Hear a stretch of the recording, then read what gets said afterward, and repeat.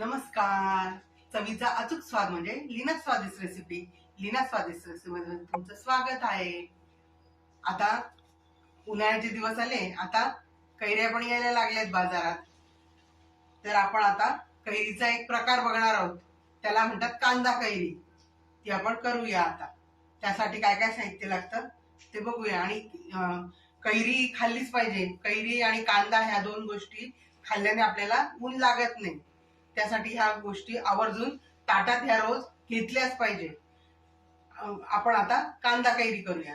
चला मग. त्यासाठी आपल्याला तेल, जिरं, मोहरी, हिंग, हळद, तिखट, मीठ, साखर, कोथिंबीर, कैरी आणि कांदा ह्या गोष्टी लागणार आहेत. आता आपण पहिल्यांदा कैरी आणि कांदा हे बारीक चिरून घेऊया.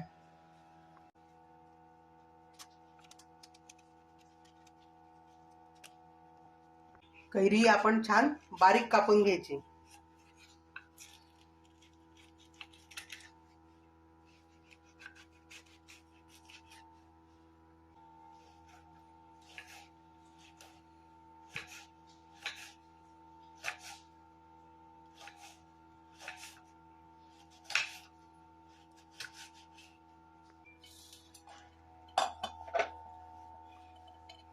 अशा प्रकारे आपण बारीक फोडी करून घ्यायची अशा कैरीच्या. आणि कैरी जास्त आंबट नाही घ्यायची, जरा तोतापुरीच घ्यायची. म्हणजे मग आंबट असलं म्हणजे साखर पण खूप लागते आणि मग साखर जास्त खाल्ली जाते.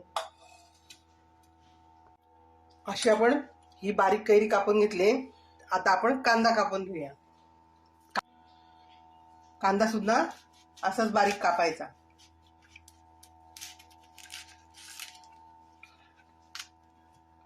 तुम्हाला जर कांदा अजून घालायचा असेल तर घालू शकता तुम्ही, तुमच्यावर अवलंबून आहे.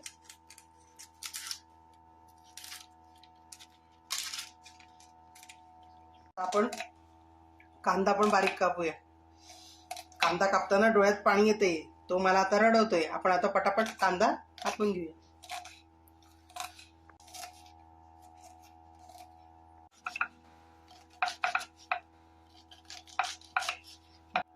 आता आपला सगळा कांदा कापत आलाय.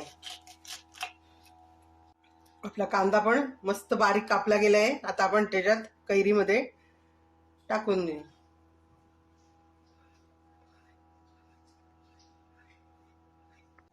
आता आपण गॅस पेटवूया. त्याच्यावर पातेलं ठेवले. आपण फोडणी घालायला त्याच्यात तेल टाकून घेऊया.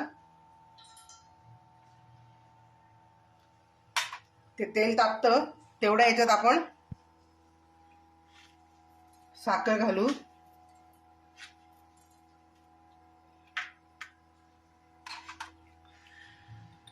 मीठ घालूया.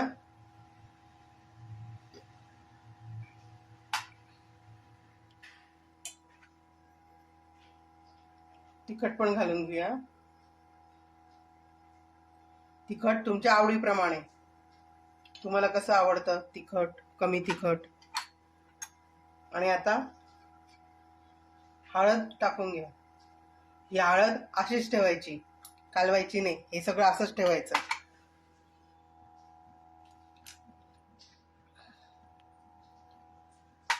आता आपलं तेल तापलंय. आपण जिरं मोहरी घालूया तेलात.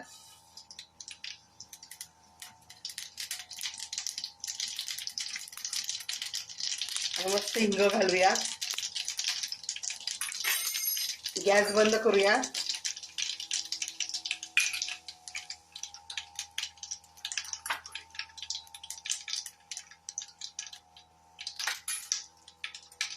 आपली छान मोहरी छान तडतडली, जिरं पण छान झालंय, हिंग पण छान तळला गेलाय. आता ही छान गरम फोडणी ह्या हळदीवरती घालायची, म्हणजे ती हळद पण तळली जाते. बघा अशी.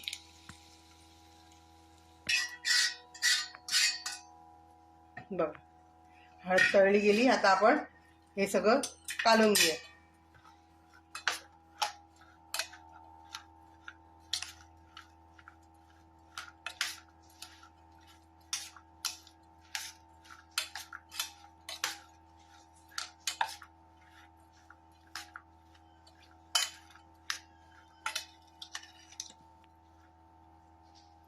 जेव्हा साखर आणि मीठ त्याला छान लागेल तेव्हा त्याला थोडं पाणी पण सुटेल आणि मस्तपैकी चव लागेल.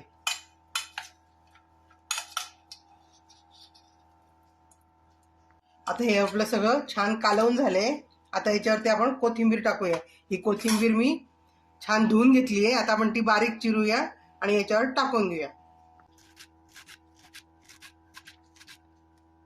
कोथिंबीर छान बारीक चिरली गेली आहे. आता आपण याच्यावरती टाकून घेऊया. छान मस्तपैकी कालवून घेऊया.